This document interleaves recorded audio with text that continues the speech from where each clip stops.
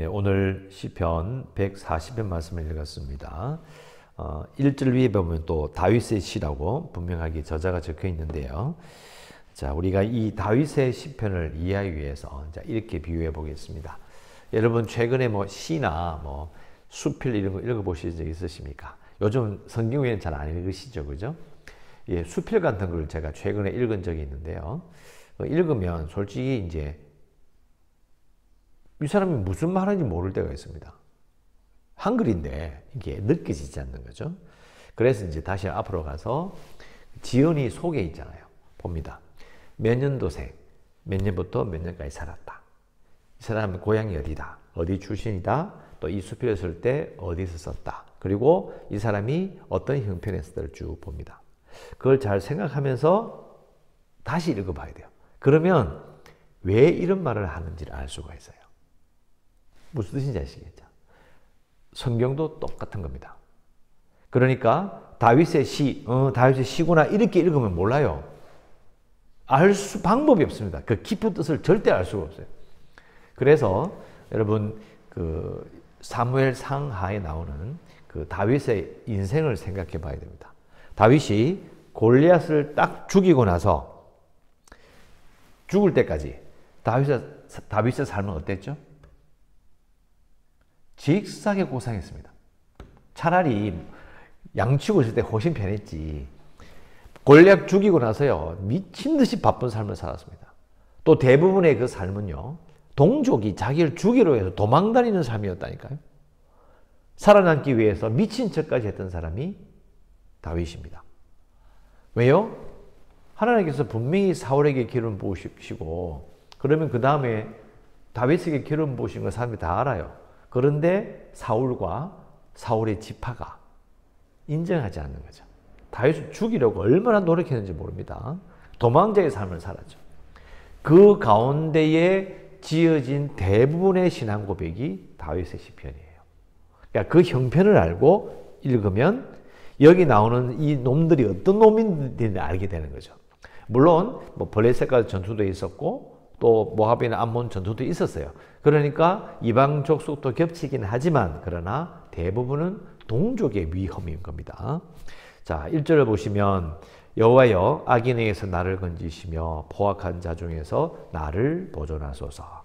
자, 1절에 나가 나오죠. 그리고 또 나가 나오죠. 나가 두 번 나와요.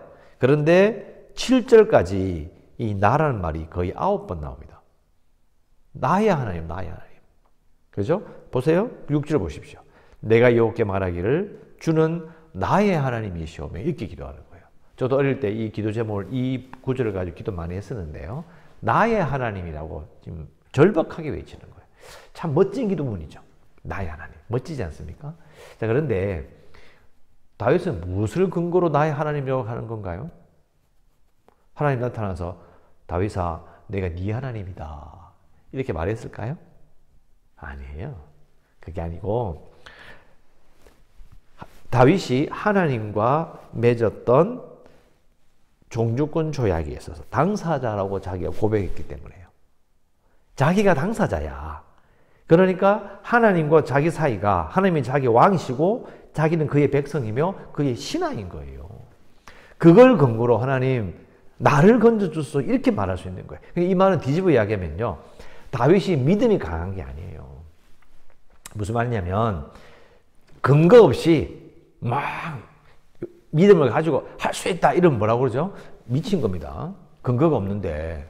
아니면 만용이라고 하죠. 그럼 다윗은 어때요? 우리가 이제 생각할 때 믿음이 강하다 이런 데서 대한 생각이 이제 약간 편견이 있는 거예요. 두려움 없이 막 열정을 가지고 막 이러면 믿음이 세다. 아니에요. 그게 아니고 다윗은 하나님과의 약속, 하나님과의 관계를 근거로 해서 하나님 나를 도와주세요 이래 되는 거예요. 근거가 있는 믿음이라는 거예요. 근거. 어디를 기준으로 두고 무엇을 믿고 내가 무슨 약속을 했고 내가 약속을 했는데 그 약속의 대상자가 누구냐는 거예요. 내 당사자가 누구냐. 하나님과 나라는 거예요.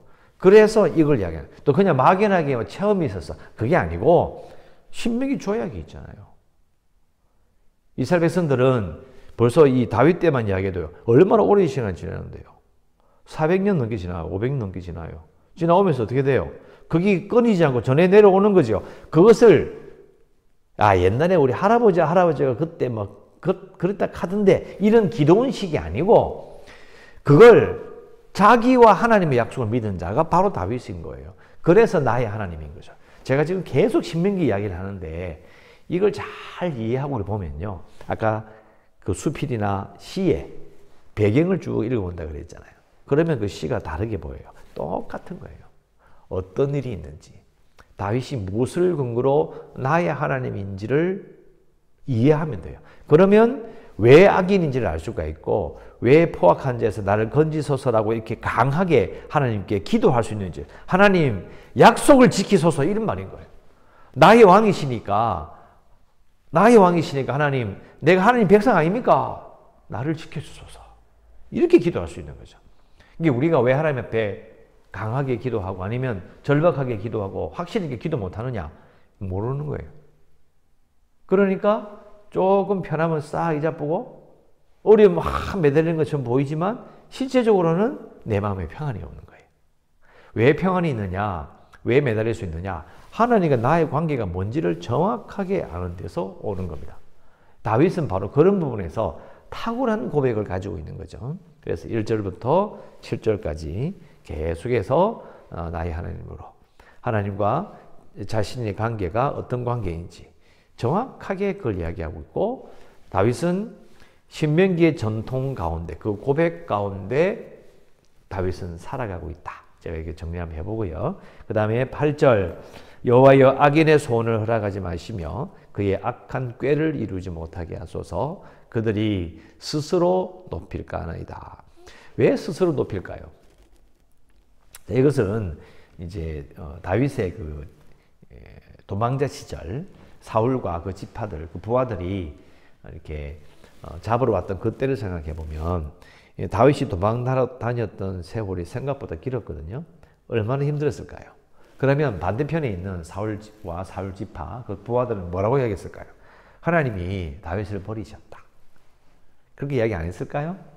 이야기했겠죠. 하나님께서 우리 편이다. 자기들이 하나님께서 기름 부으신 자를 도망다니게 하니까 상황을 보니까 우리가 이겼다 이거예요. 스스로 높이는 거죠. 자기가 하나님의 편인 것처럼 하나님이 자신을 축복해 주는 것처럼 말로는요 어떤 식으로든 다윗을 악담하고 다윗에 대해서 함부로 말할 수 있어요. 왜? 지금 불리하니까. 다윗이 너무 불리하니까 충분히 그렇게 말할 수 있다는 거죠. 바로 그걸 말하는 거예요. 그런데 하나님이 어떻게 하십니까? 9절에 나를 애워오는 싸운 자들이 그들의 머리를 들 때에 그들의 입술의 재난이 그들을 덮게 하소서. 입술의 재난을 당하는 거예요. 그 입술이 말하는 게 뭐예요? 악담이기도 하지만 스스로 높이는 것을 말하는 거죠. 그래서 머리를 든다 이 말은 뭐냐면 이제 됐다. 이제 우리가 이긴다 할 때 딱 작살이 나는 거예요. 반전이 일어나는 거죠. 10절 뜨거운 숯불이 그들 위에 떨어지게 하시고 불 가운데와 깊은 웅덩이에 그들로 하여금 빠져 다시 일어나지 못하게 하소서. 이제 입술의 재난이 숯불로, 불로, 깊은 웅덩이로 나타나는 거고요. 11절에 악담하는 자는 세상에서 굳게 서지 못하며 포악한 자는 재앙이 따라서 패망하게 하리이다. 그냥 단순히 악담한다고 망하는 게 아니에요.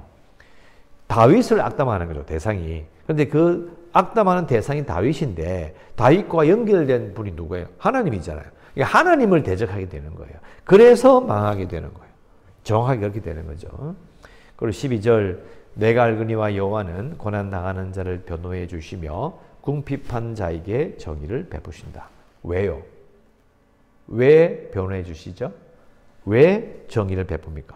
왜 정의를 베푼단 말은 하나님 내가 억울한 일을 당하지 않게 해주세요 이 말이에요. 부당한 일을 당하지 않게 해주세요 이 말이에요. 왜 이렇게 하시죠? 종주권 조약 때문이에요. 그러니까 우리가 제가 항상 강조하듯이 이거 읽으면 변호해 주시는구나 이렇게 무심하게 넘어가면 안 돼요. 생각해 봐야 되는 거죠. 왜 변호해 주시지? 왜 정의를 베푸시지? 이렇게 돼야 되죠. 그래야 우리가 정확하게 이 상황을 이해할 수 있습니다. 그리고 13절 진실로 의인들이 주의 이름에 감사하며 정직한 자들이 주의 앞에 살리이다. 자, 사이를 봤는데요. 설명 다 드렸어요. 자, 다윗이 이 시를 만들어서 이렇게 불렀어요. 다윗이 죽은 다음에 1년, 2년, 10년, 20년, 30년, 300년, 400년 흘러요. 그러면 이 시를 예배 때 이게 부르던 자들은요, 다윗의 상황을 알았을까요? 몰랐을까요? 우리와 똑같아요. 사람은 다 똑같아요. 우리도 이 시편을 읽으면서 신명기를 모르면요, 그냥 읽어버리잖아요. 그죠? 그러면 이 다윗의 때의 사람들은 안 그랬을까요? 똑같아요. 그 후손들도요, 이렇게 찬양 어릴 때 불렀는데, 하나님 말씀에 관심이 없어. 부모들이 말하는 그 조상의 역사에 관심이 없어요. 그러면 예배 드리러 가가지고요, 성전에 가서 찬양 부르면서도, 그냥 부르면서도 몰라요. 무슨 뜻인지를 모르는 거야. 그럼 어떻게 될까요? 대표적인 인물이 기도원처럼 되는 거예요.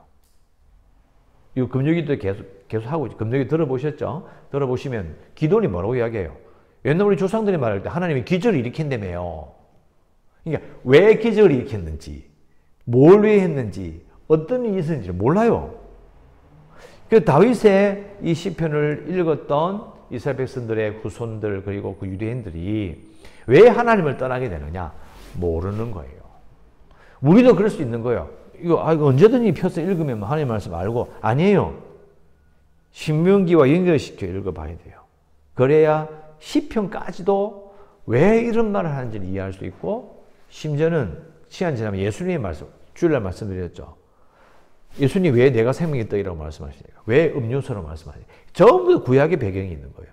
그러면은 로마서에 나오는 바울을 통해서 말씀하셨던 복음이신 그리스도 예수는요, 다 연결되는 거예요. 하나님은요, 일관성 끝내줘요. 한 번 말하면 취소하신 적이 없어요. 그러니까 처음 말씀하실 때에 이거구나 딱 이해해버리면요, 그게 쫙 꿰요. 하나님은 정말 신실하신 분이에요. 꼭 기억하셨으면 좋겠고요. 자, 기도 제목은 12절 말씀 그대로 기도하면 좋겠습니다.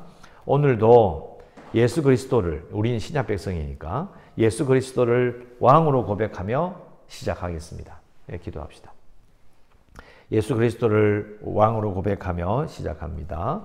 나를 변호해 주시고 정의를 베풀어 주소서.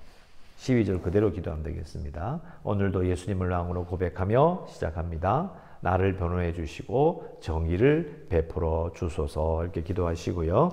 우리의 교회가 국내 방주가 될 수 있도록 재개발을 위해서, 코로나19 극복을 위해서, 연약한 성도들과 주일학교를 위해서, 이 나라와 북한의 문제 그리고 생업을 위해서도 기도하시고, 오늘도 은혜 가운데 살아가시기를 주의 이름으로 축원합니다. 기도하겠습니다.